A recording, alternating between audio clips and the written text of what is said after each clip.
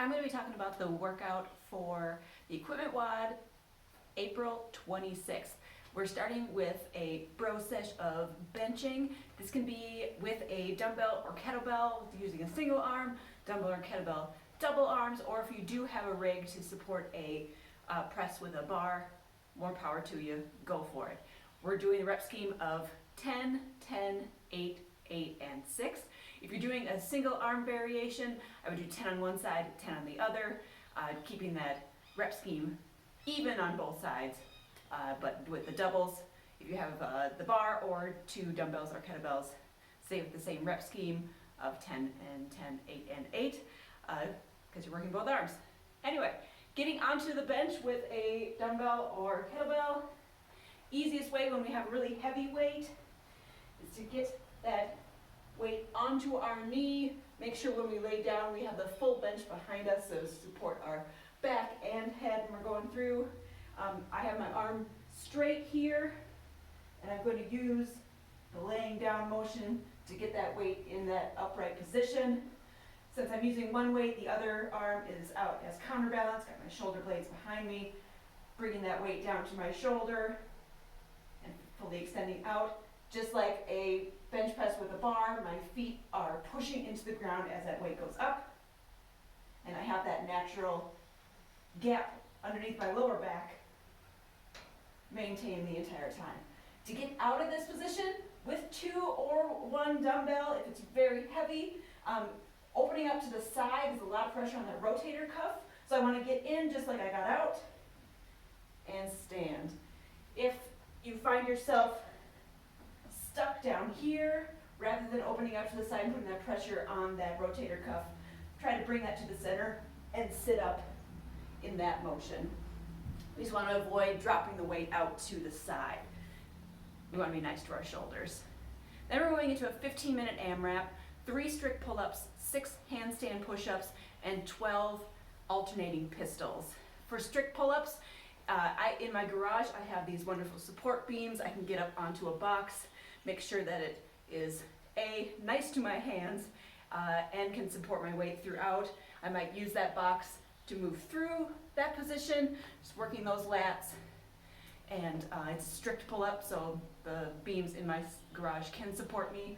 I also have some of these straps that I could use for ring rows instead.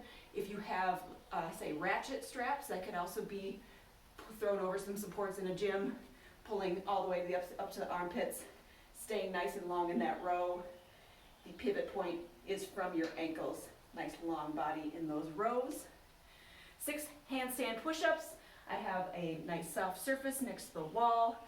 I would do these in a strict manner if you can.